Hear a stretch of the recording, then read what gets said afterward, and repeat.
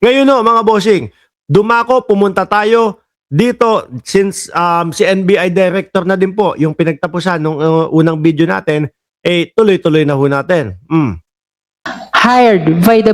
Wait, let me confirm. You said that you have leads about the assassins hired by the Vice President? Naku po, mga DDS, ito na po ang pinakaantay natin. Uulitin ko ha, nung panahon ho, mga kababayan, na ang Vice Presidente ay gigil na gigil kasi ikinulong si Zulaika doon po sa kulungan, no? Sa Kongreso, which is hindi naman maituturing na kulungan. Kumbaga, may aircon, may kuryente, pwedeng mag-cellphone. Parang pinatulog lang ho eh. Pero nanggigil ang ating Vice Presidente at doon niya po nabanggit yung mga kataga na pag kami nangyari sa akin, patayin si Marcos, asawa niya, at yung pinsan niya, mga bossing.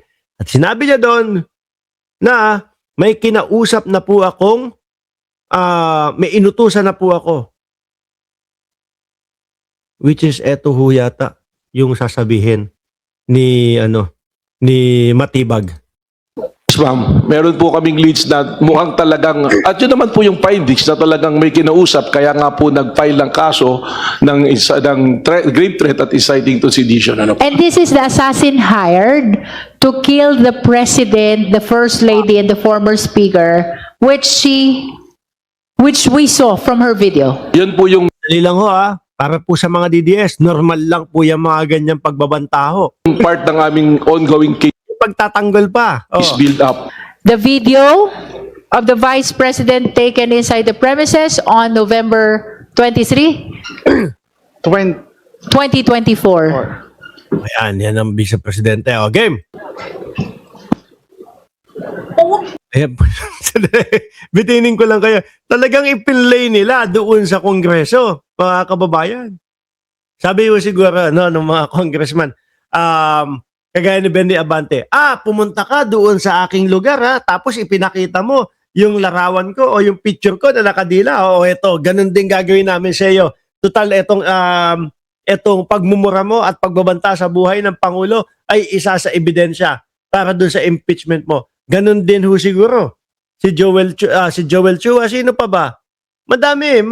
Inisa-isa sila ni Vice Presidente. No, inisa-isa yung lugar nila para siraan sila ni Presidente. Ni Vice Presidente. Eto na po, pakinggan nyo ang malutong na mura ng Vice Presidente.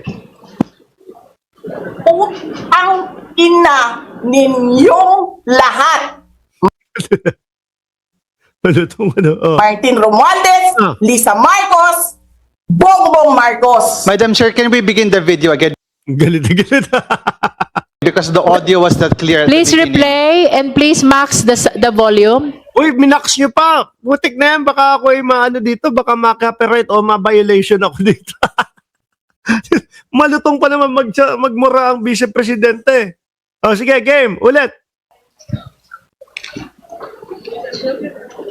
Pagka ako na violation dito, kasalanan ng Vice Presidente to. Sabi ni Cheryl Banyaga, ikaw din daw, Vice Presidente, ibinabalik sa iyo yung sinabi mo.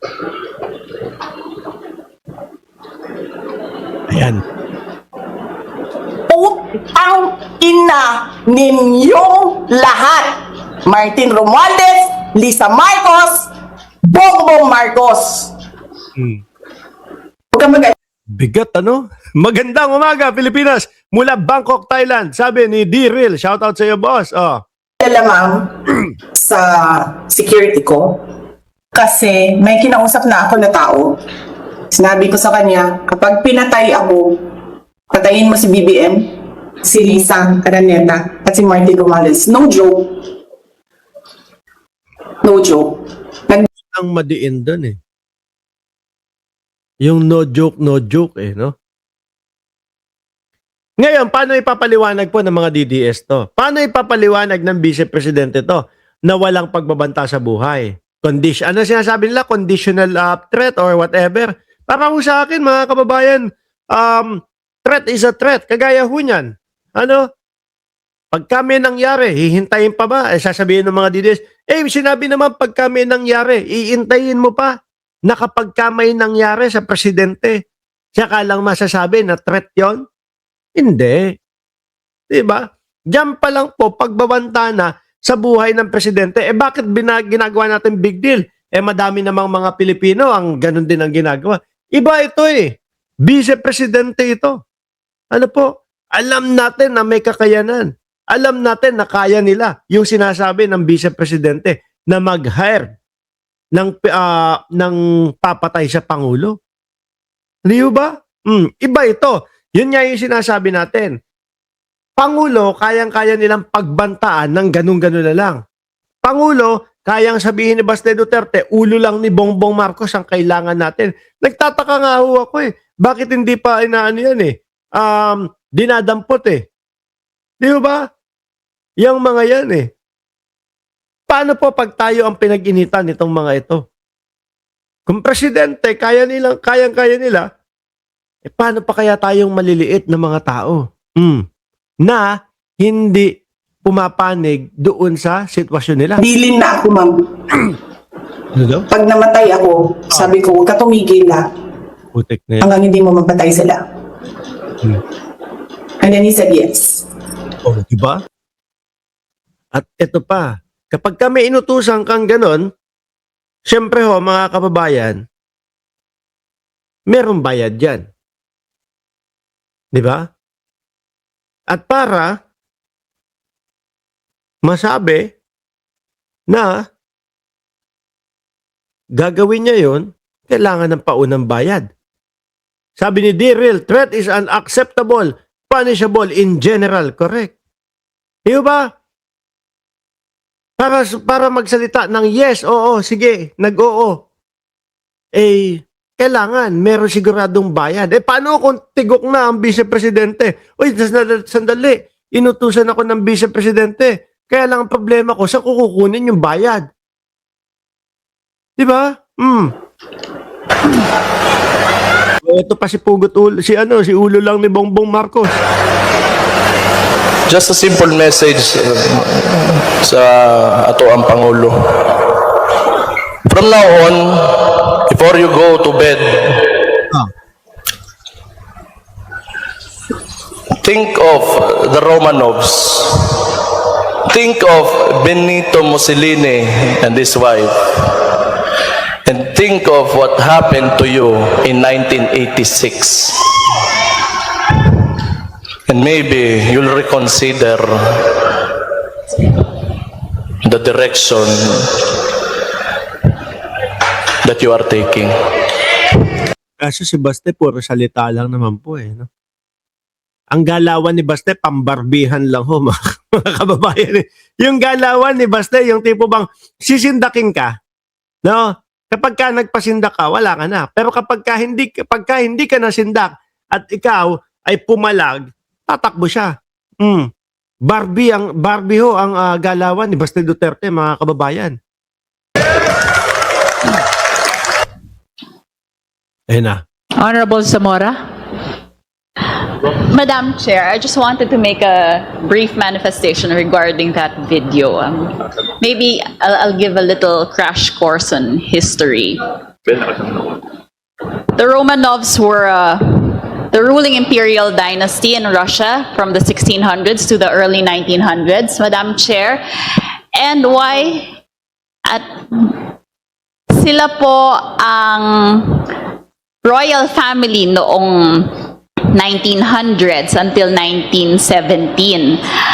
Sabi ni Marge, paano ka mapapatay? Dami mong Howie Boys. Psychotic mind. Noong 1917, Yun, 300 o 400 yata, di ba?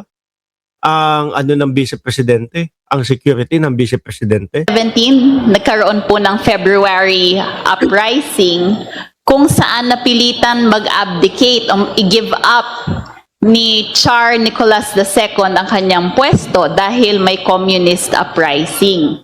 Pagkatapos po, October 1917, Ito, komunista uprising din ba? Sila Barbilat. Barbilat, favorite ang ham, no? Sabi ni BG Badjola. Puro lang naman sila ngaw-ngaw. Ang tao na uuna kuda, asahan mo na kung ano sila sa harapan. Sabi ni Sir Archie Beroya. Merong another uprising by the Bolsheviks, which was led by Vladimir Lenin, And ano pong nangyari dito? Kaya mahalaga itong Romanovs na to. Sila po, ang buong pamilya, ang mag-asawa na si Tsar Nicholas II, si Tsarina Alexandra at ang kanilang 5 anak ay kinuha, nilagay sa isang house sa Siberia at isang araw pinagpapapatay po silang lahat. So, yun po Yun kaya talaga ang gustong ipahiwatig ni Baste Duterte? Na pagpapapatayin yung pamilya ni Pangulong Bongbong Marcos. Grabe ha? ang reference, nakababahala po ang reference nila sa Romanovs. Bakit naman din po nila babanggitin si Benito Mussolini? Sino ba to?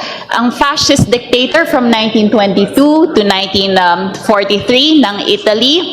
He allied himself with Hitler and the Axis powers until he was removed by King Victor Emmanuel and executed in 1945. The point is, Madam Chair, nakababahala nga ang kanilang reference sa ganitong mga okasyon, sa ganitong mga tao, and their propensity to refer to executions or to idolize dictators is appalling and should not be countenanced.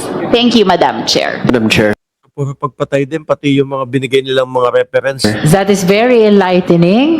Can we hear first the appreciation of the NBI? Having heard the history from the Honorable Zamora, how did the NBI appreciate this video of Mayor Baste? Yeah, well, thank you for the cross-current history. Although we already have traced back why there's a referral on that matter. So, and I tend to agree with the Honorable Zamora that the reason why we're still considering what we're saying, that there is an ongoing investigation, because just recently, I think first week of April, there was a rally in Club Filipino when they launched the Rage. Even the name, you'll see it, Rage. Wherein the Mayor Baste Duterte made reference to kuhain yung ulo ng Yan ang sinasabi ko, mga kababayan. Minsan nakakala natin pinalagpas na lang ho, mga boss Chipamo, sir. Kasi sa tagal nung panahon o araw, no? Pero kapag after ng 1 buwan o 2 buwan, biglang biglang sumisibol Tapos sinasabi, eto na, kinasuhan na. Yung pala, pinag-aralan lang sa ilang mga panahon, no? Tapos sabay kaso kapag after ng 2 months, mga bossing.